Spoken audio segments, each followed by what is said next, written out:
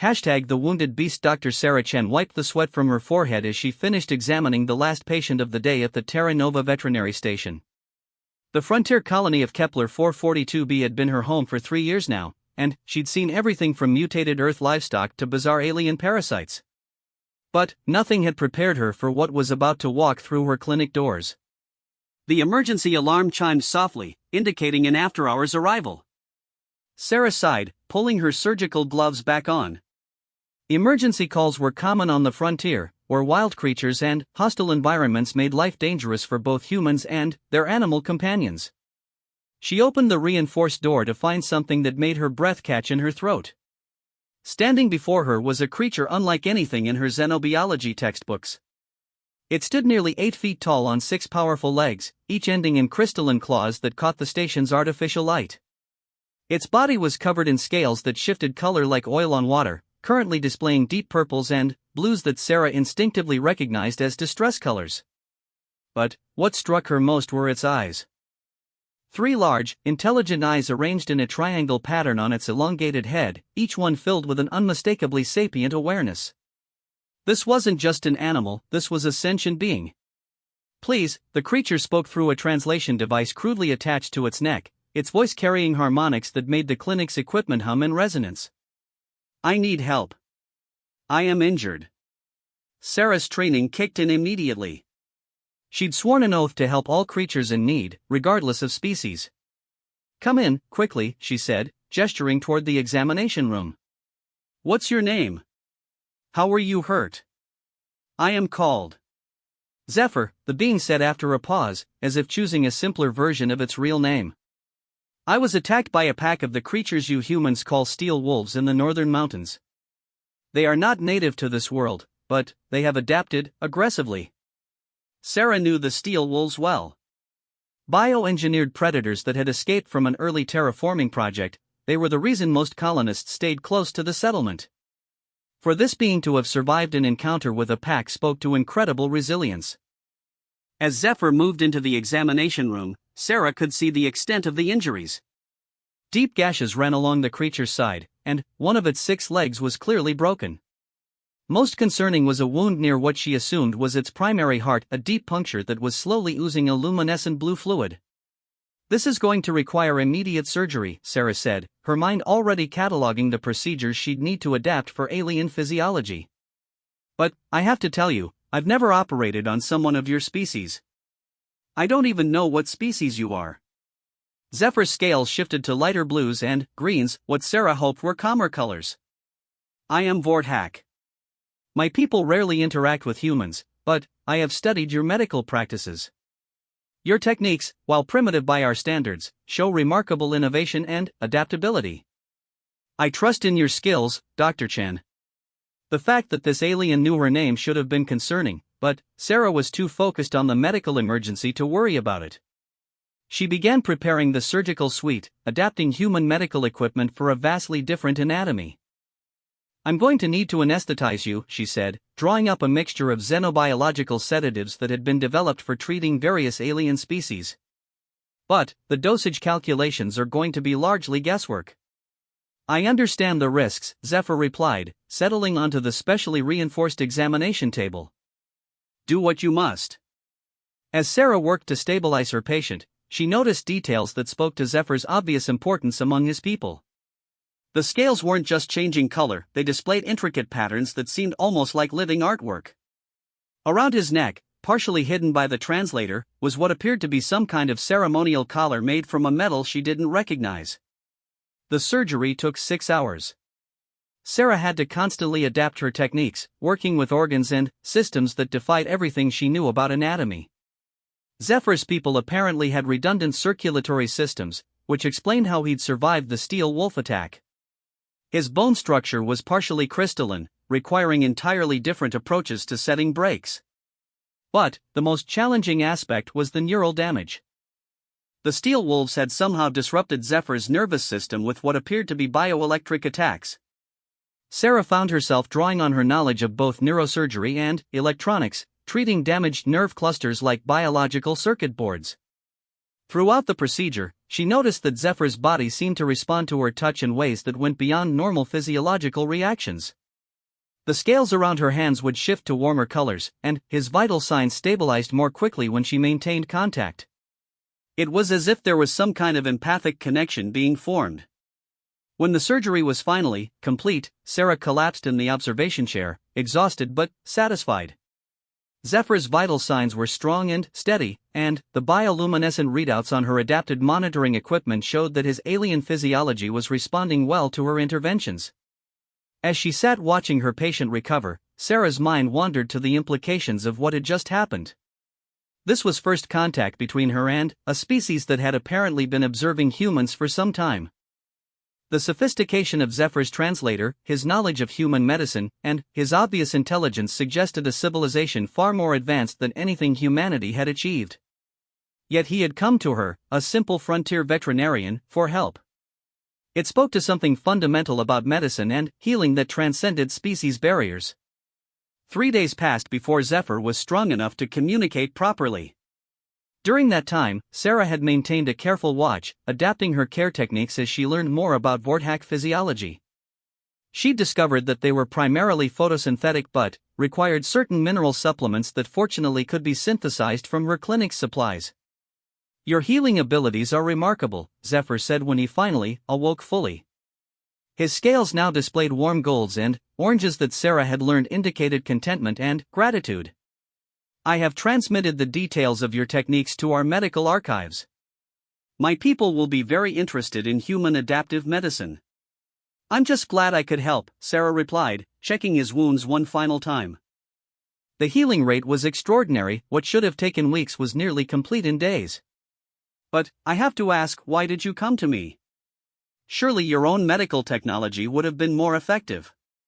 Zephyr's 3 eyes focused on her with an intensity that made her feel as if she was being evaluated. "Our medical technology is indeed more advanced in many ways. But, it lacks something that your species possesses naturally, the ability to innovate under pressure, to find solutions where none should exist.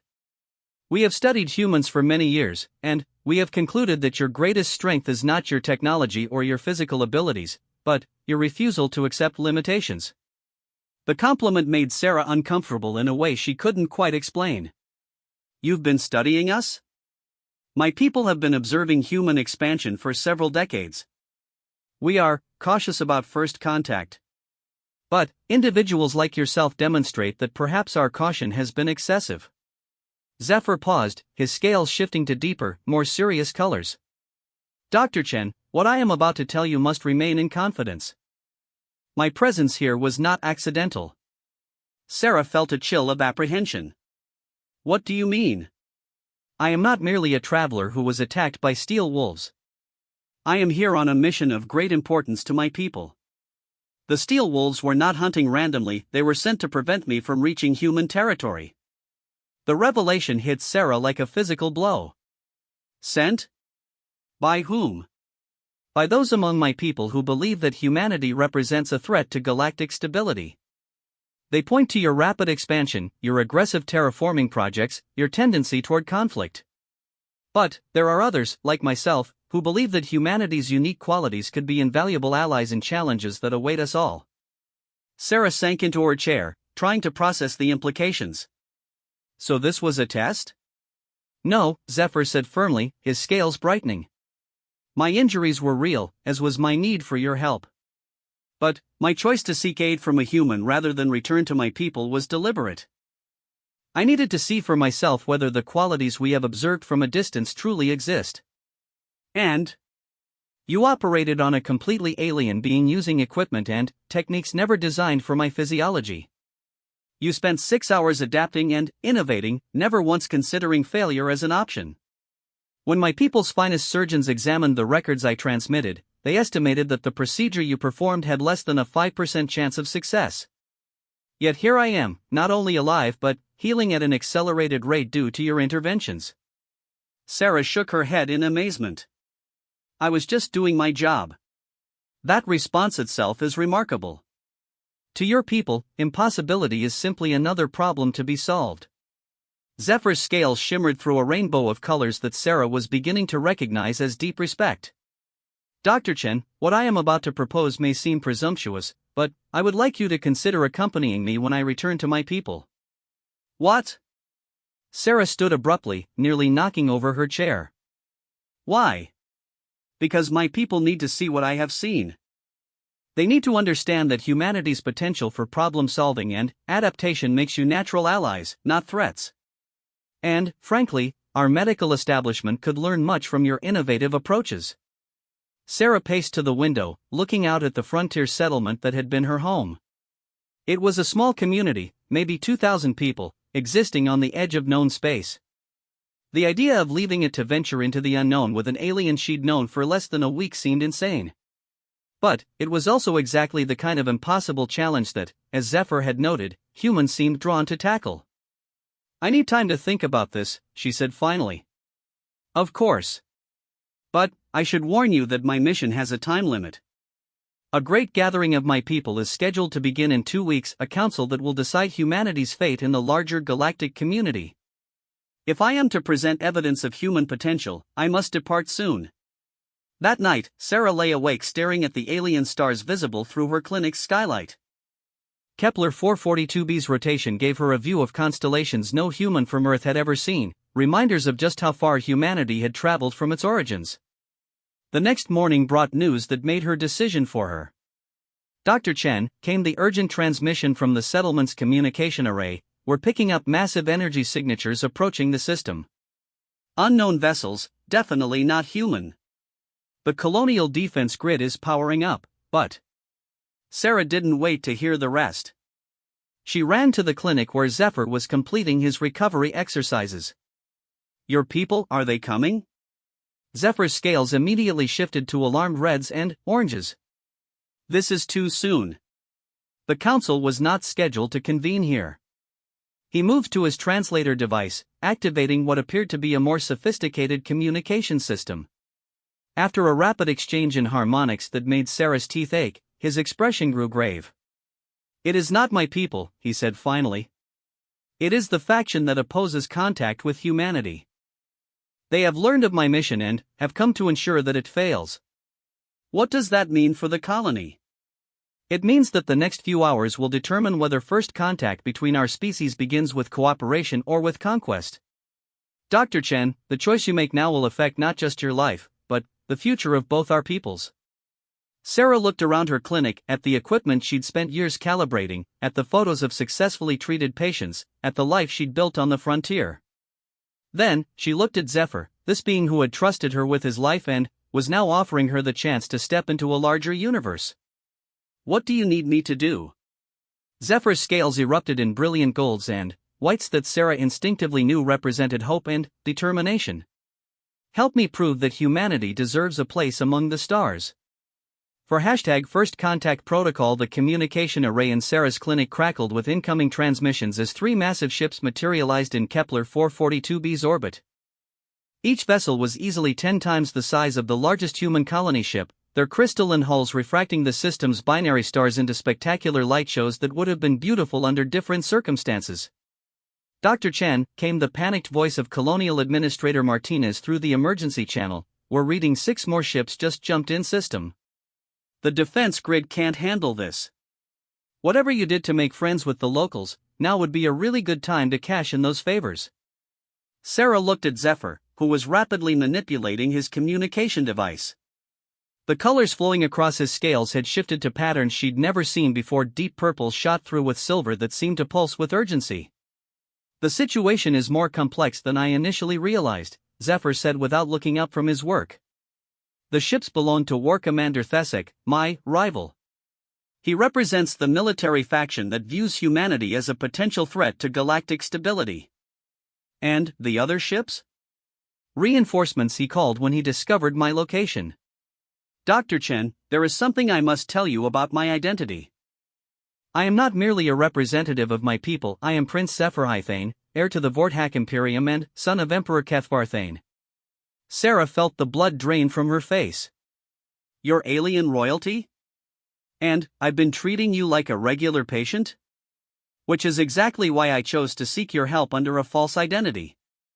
I needed to experience human medicine and human character without the complications that would arise from my true status.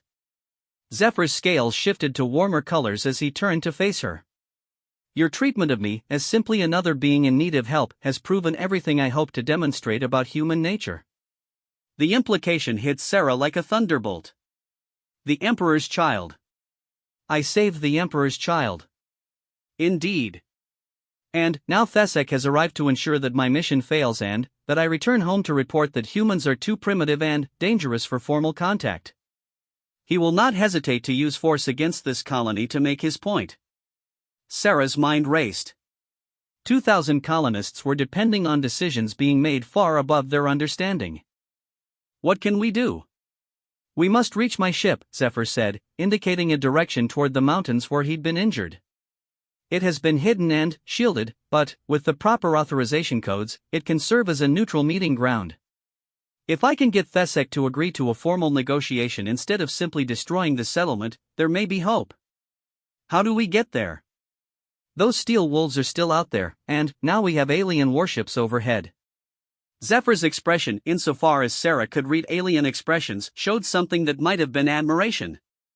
Dr. Chen, in the 3 days you cared for me, did you not wonder why my healing progressed so rapidly? I assumed it was natural Vorthack physiology. Partially correct. But Vorthack biology includes something your people might call a life bond. When one of my species forms a deep trust with another being, it creates a biological connection that enhances healing, shares some immunities, and allows for limited empathic communication. Sarah stared at him. Are you saying we're bonded? The process began during surgery when you maintained physical contact for healing purposes. It was completed when you made the choice to help me despite the risks. Zephyr's scales displayed complex patterns that somehow conveyed both apology and gratitude. I should have asked your consent, but the circumstances were extraordinary. Before Sarah could fully process this revelation, the clinic's emergency systems activated. Through the windows, she could see smaller craft launching from the orbiting ships, landing parties that would reach the colony within minutes. We need to move now, Zephyr said, moving toward the clinic's rear exit. Can you access transportation? Sarah grabbed her emergency medical kit and activated the clinic's automated systems. The settlement has hover bikes for medical emergencies. They're designed for rough terrain. As they emerged into the colony's main thoroughfare, the sight that greeted them was both terrifying and magnificent. The massive alien ships hung in the sky like crystalline mountains, their hulls pulsing with patterns of light that seemed to communicate in some visual language. Smaller craft were descending like metallic rain, and Sarah could see colonists running for shelters as the colony's defensive turrets tracked the incoming vessels. The hover bikes were stored in the medical depot at the colony's edge. As they reached the garage, Sarah's communicator burst to life with frantic messages from the colonial administration. All medical personnel report to emergency stations immediately. We have incoming alien contact, possibly hostile. Dr. Chen, if you're receiving this, the administrator needs to speak with you urgently. Sarah looked at Zephyr as she started up the hoverbike's engine. Should I respond? Not yet. If Thesek realizes you were the human who treated me, he may decide to eliminate you as a witness to human capability. For now, our best strategy is to reach my ship before his forces can establish complete control of the area. They launched from the depot just as the first alien craft touched down in the colony's central plaza. Through her enhanced vision visor, Sarah could see beings similar to Zephyr but larger and more heavily armored emerging from the craft. Their scales displayed patterns of red and black that even without cultural knowledge clearly indicated aggression and authority. The journey into the mountains was harrowing. The hoverbike had been designed for medical emergencies, not for carrying two beings through hostile terrain while alien warships tracked overhead. But Sarah had spent 3 years navigating Kepler 442b's dangerous wilderness, and her experience showed as she guided them through canyons and rock formations that would provide cover from aerial observation. Dr. Chen, Zephyr said through the bike's communication system, I can sense your emotional state through our bond. You are afraid, but you are not panicking. This is remarkable. Most beings faced with the situation you are experiencing would be incapacitated by terror. I'm a frontier doctor, Sarah replied, navigating around a cluster of the metallic formations that made this planet so dangerous. If I panicked every time something tried to kill me, I'd never get any work done. She could feel something through the connection Zephyr had mentioned, a sense of amusement and growing respect that didn't seem to be coming from her own mind. It was disconcerting but oddly comforting. They had been traveling for nearly an hour when Sarah's communicator crackled with a new transmission. This one was different from the panicked colonial broadcasts. The signal was stronger, more sophisticated, and, when it resolved, the voice was clearly alien. Prince Zephyr, this is War Commander Thesek of the Imperial Battle Group Terminus. You will return to your assigned ship immediately for transport back to the homeworld. Your unsanctioned mission to this primitive system has been terminated by order of the Military Council. Zephyr's scales shifted to deep blue patterns that Sarah was learning to associate with anger. Commander Thesek, as heir to the Imperial throne, I invoke my right to complete diplomatic missions without military interference. I am conducting official first contact protocols with a newly discovered sapient species. The beings of this planet do not qualify for sapient recognition under Imperial law. They are a pre-spaceflight species with no unified government and aggressive territorial tendencies. Military analysis indicates they represent a potential threat to galactic stability and should be contained rather than contacted. Sarah felt a surge of anger that definitely wasn't her own. Through their bond, she could sense Zephyr's frustration at having his carefully planned mission dismissed so casually. Commander, I have spent the past week observing human medical and social practices firsthand. They demonstrate problem-solving capabilities and adaptive intelligence that exceed most spacefaring species in the Imperial archives. Anecdotal evidence is insufficient for policy decisions, Prince. You will return immediately, or I will be forced to consider you compromised by alien influence. The transmission cut off, leaving them in the mountain's silence broken only by the hoverbike's engine and the distant rumble of alien ships maneuvering in orbit. Compromised by alien influence, Sarah said grimly. From his perspective, I suppose that's exactly what happened. Dr. Chen, there is something else you should understand about Vortak politics. The position of heir to the Imperial throne is not automatically inherited, it must be confirmed by the ruling council based on demonstrations of wisdom and capability. If Thesek can prove that I have been compromised or that my judgment is impaired, he can challenge my succession rights. So this isn't just about first contact with humanity. This is about your personal future too. More than that. If I am declared unfit for succession, the Imperial throne will likely pass to the military faction. That would mean an aggressive expansion policy that would view humanity not as potential allies but as obstacles to be eliminated. They created a ridge and Sarah could see their destination, a valley hidden between towering crystal formations where something that didn't belong to Kepler 442b's natural landscape was concealed. Zephyr's ship was unlike anything she had imagined. Where human spacecraft were utilitarian constructions of metal and ceramic, this vessel seemed to have been grown rather than built. Its organic curves and iridescent surface made it look like a massive jewel that had spontaneously developed the ability to travel between stars. It's beautiful, Sarah breathed. It is a bioship, Zephyr explained as they approached. Grown from modified Vortak genetic material and linked to my own nervous system. It will only respond to my direct commands, which is why Thesek cannot simply take control of it. As they reached the ship's landing area, its surface opened to admit them, not with mechanical doors but with what appeared to be a living membrane that recognized Zephyr's presence. The interior was equally organic, with walls that glowed softly and surfaces that seemed to shift and adapt to their needs. Now what?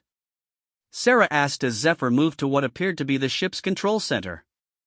Now we demonstrate human capability in a way that cannot be dismissed as anecdotal evidence. Zephyr's scales brightened with determination. Dr. Chen, this ship contains complete medical archives from a dozen different species, as well as fabrication systems that can create any necessary equipment.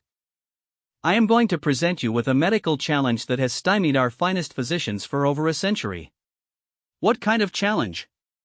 The Vortak Imperium includes many species, but one of our founding members has been afflicted with a genetic condition that has resisted all attempts at treatment.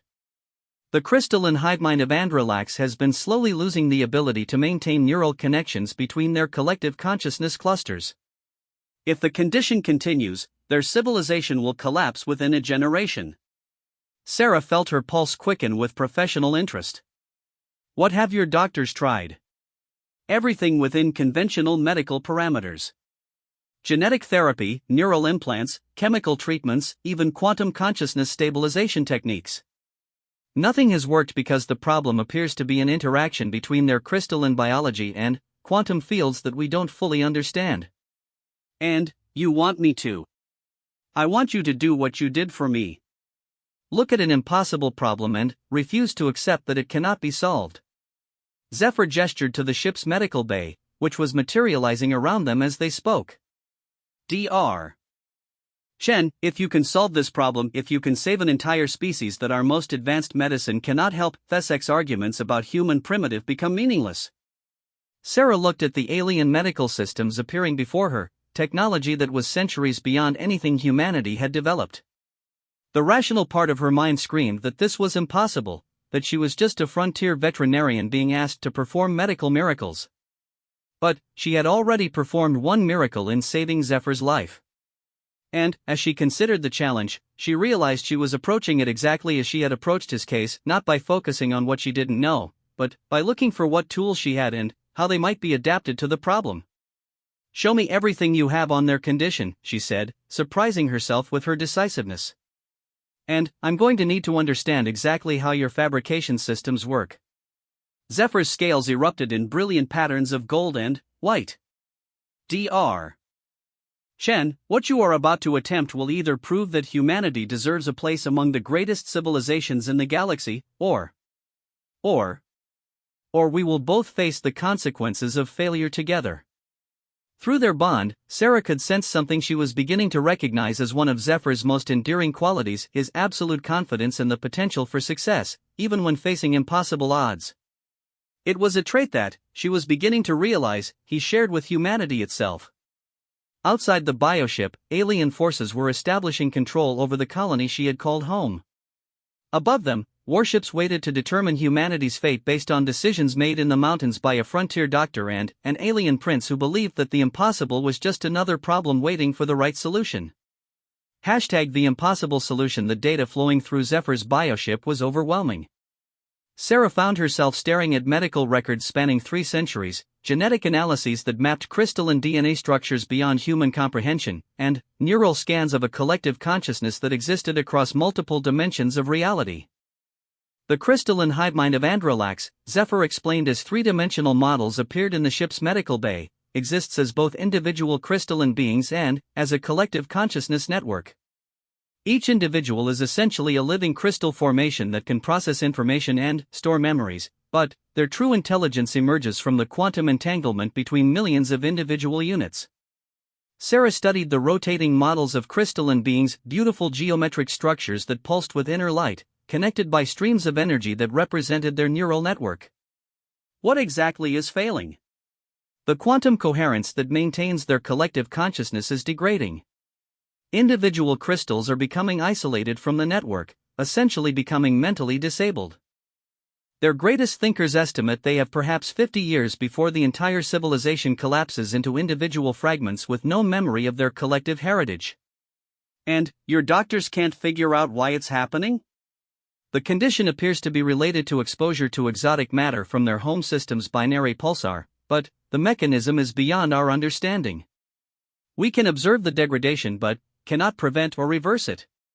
Sarah walked around the holographic models, her mind working through the problem. As a veterinarian, she had often dealt with conditions that affected entire populations rather than individual animals. The approach was different from treating single patients. You had to think in terms of system-wide solutions. "Show me their home environment," she said. Everything: atmospheric composition, radiation levels, magnetic fields, biological interactions. The medical bay transformed into a representation of the Androlax system. Sarah found herself standing in the middle of a binary star system where a pulsar's radiation painted cosmic space in brilliant auroras. The crystalline being's homeworld orbited in a complex pattern that kept it within the pulsar's radiation field, a location that would be lethal to most lifeforms but somehow provided the energy source for their quantum consciousness network. "This is incredible," Sarah breathed, watching the patterns of radiation that bathed the crystalline world. Their entire consciousness network is powered by pulsar energy? Essentially, yes.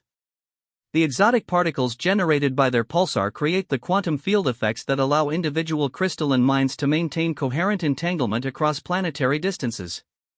Sarah studied the patterns more carefully, her mind beginning to make connections that had nothing to do with advanced medical training and everything to do with problem-solving instincts developed from years of frontier medicine. Zephyr, how long have they been exposed to this pulsar radiation? Approximately 12,000 of your years. Why do you ask? Because pulsars don't remain stable indefinitely. Show me the radiation patterns from the beginning of their civilization compared to current readings. The display shifted, showing energy patterns across millennia. Sarah could see it immediately. The pulsar's output was slowly but steadily changing, shifting frequencies and intensities in ways that would be nearly undetectable except over geological timescales. There, she said, pointing to the differences. The radiation frequency that powers their quantum consciousness is drifting. They're slowly losing the energy source that maintains their collective intelligence. Zephyr's scales shifted through rapid patterns of color as he processed this insight. But our physicists analyzed the pulsar extensively. They found no significant changes. Because they were looking for dramatic variations, not gradual drift over thousands of years. Sarah was pacing now, her mind racing through possibilities. This isn't a medical condition, it's environmental degradation. The crystalline beings aren't sick, they're starving for the specific quantum energy they need to maintain consciousness. Even if that analysis is correct, how does it help? We cannot modify a pulsar's output. Sarah smiled, feeling the rush of inspiration that had driven her through years of impossible cases. We don't need to modify the pulsar. We need to modify the crystalline being's ability to process the energy they're receiving. I don't understand.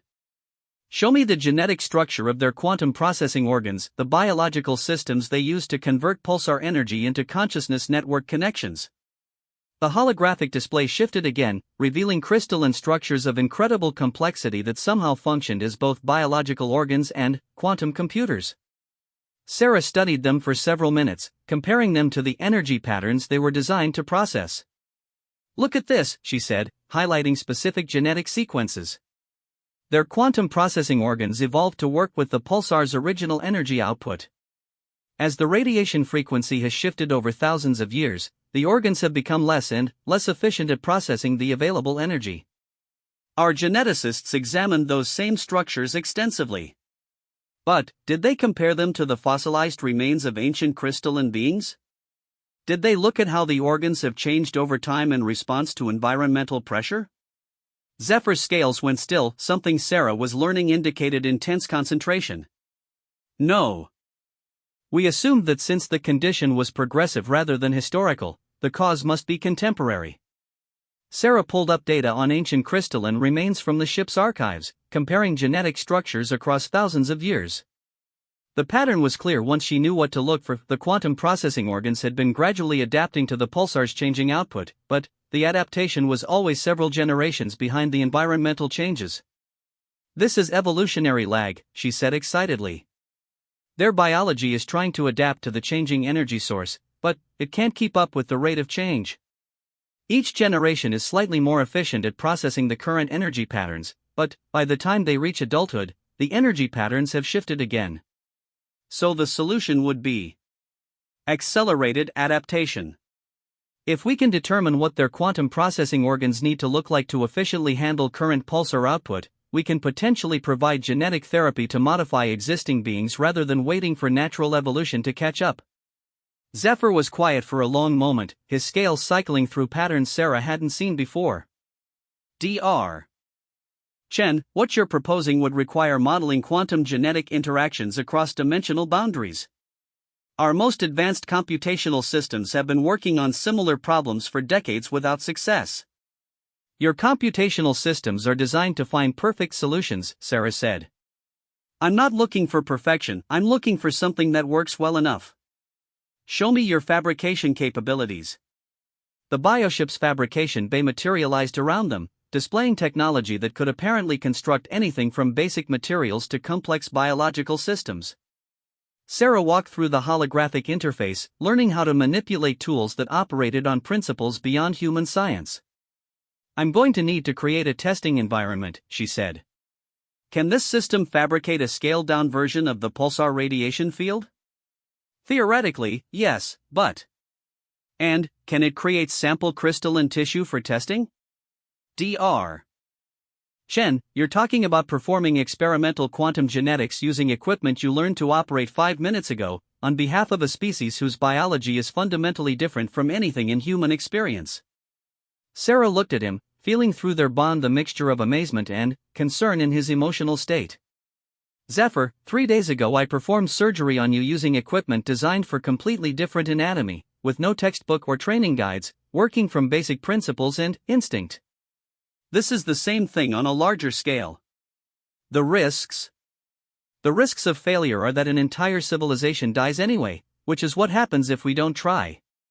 Sarah began initializing the fabrication systems, her hands seeming to know how to operate the alien controls through some combination of intuition and the bond she shared with Zephyr.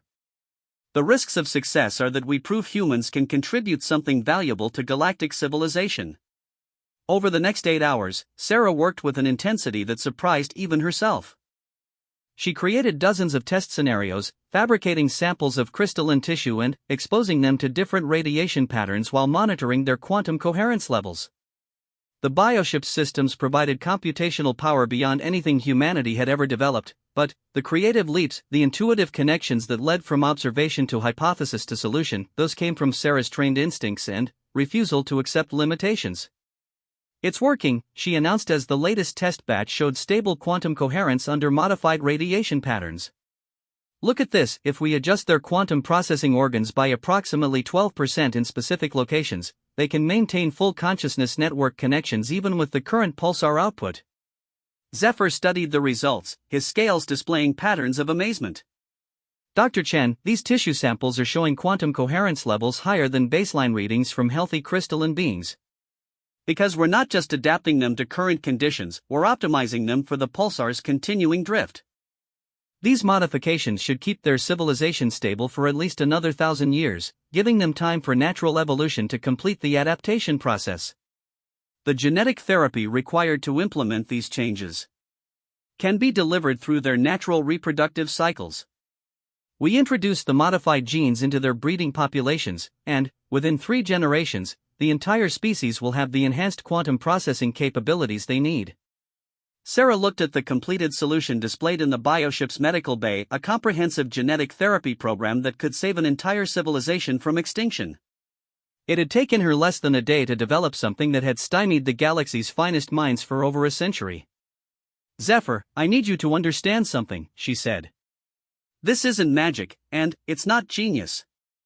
This is just a different way of approaching problems. Human medicine is based on the assumption that there's always a solution if you're creative enough to find it. We don't have the luxury of perfect knowledge or unlimited time, so we learn to work with what we have and adapt as we go." "Which is exactly what the galaxy needs," came a new voice from the bioship's entrance. Sarah turned to see another Vortak approaching, similar to Zephyr but older, with scales that displayed patterns of deep authority and wisdom. Behind him came War Commander Thesek, whose aggressive red and black patterns had shifted to more neutral colors. "Father," Zephyr said, his scales immediately shifting to formal greeting patterns. "I did not expect the Emperor to respond personally to this situation. When my heir goes missing in alien space and, then, transmits medical data suggesting that a primitive species has solved one of our greatest challenges, personal attention becomes necessary." Emperor Kethvarthane approached the medical bay where Sarah's work was displayed. "Dr. Chen, I presume?" Sarah found herself face to face with the ruler of an interstellar empire, wearing surgical scrubs and covered in exhaustion and alien biomaterial residue. "Your Majesty," she said, uncertain of the proper protocol. "I have been monitoring your work through my son's bioship," the Emperor continued, studying the genetic therapy displays. "In 10 hours, you have accomplished what our Imperial Medical Institute has been unable to achieve in over a century of research. With respect, Your Majesty," Sarah said, "your researchers have the knowledge and tools. They just needed a different perspective on the problem. War Commander Thesek stepped forward, his scales now showing patterns that Sarah was learning to recognize as respectful attention rather than aggression. Dr. Chen, I owe you an apology. I came here prepared to demonstrate that humanity was too primitive for galactic citizenship.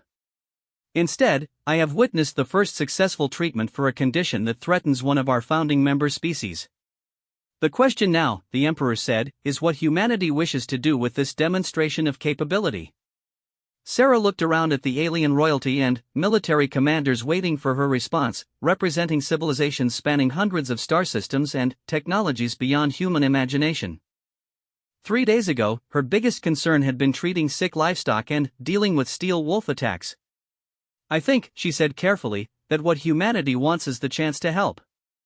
We're good at solving problems, especially impossible ones. If there are other civilizations facing challenges they can't overcome alone, maybe we can work together to find solutions. Emperor Kethvarthane's scales shifted to brilliant gold patterns that somehow conveyed approval and welcome. Dr. Chen, on behalf of the Vorthak Imperium and our allied species, I formally invite humanity to join the Galactic Medical Consortium as a founding member. Your species' unique approach to impossible problems could benefit civilizations throughout the galaxy. That's a decision above my authority level, Sarah said. I'm just a frontier veterinarian. You are the frontier veterinarian who saved my son's life and provided a solution that will save an entire species from extinction, the Emperor replied. Dr. Chen, you have proven that humanity's greatest strength is exactly what my son reported, the refusal to accept that problems cannot be solved. Zephyr moved to stand beside Sarah, his scales displaying patterns of pride and affection. Father, Dr. Chen has also demonstrated something else important about humans. She could have demanded payment, recognition, or political advantage for her services. Instead, she has consistently acted from a desire to help others, regardless of species or circumstance. War Commander Thesek nodded, his scales now showing patterns of respect. Such motivations are rare among spacefaring species. Most civilizations that achieve interstellar travel become focused on expansion and resource acquisition rather than mutual aid. So what happens now? Sarah asked. Now, said the Emperor, we arrange for formal first contact between our peoples. Dr. Chen, would you be willing to serve as humanity's initial ambassador to the Galactic Medical Consortium? Sarah thought about her small clinic on a frontier world, about the colonists who depended on her medical expertise, about the simple life she had built on the edge of human space. Then, she thought about the larger universe that was opening before humanity, filled with challenges that no one had been able to solve and civilizations that could benefit from human adaptability and innovation. I'll need to discuss it with the colonial administration, she said. And I should probably finish treating the patients I have back at the clinic. The Emperor's scales displayed what Sarah was certain was amusement. Dr. Chen, I believe you have just demonstrated another essential human quality, the commitment to completing responsibilities regardless of other opportunities. It's just good medicine, Sarah said. You don't abandon your patients. Even when those patients are members of a primitive frontier colony with no strategic importance to galactic politics? Sarah looked at the Emperor with the same expression she used for pet owners who suggested that some animals weren't worth treating.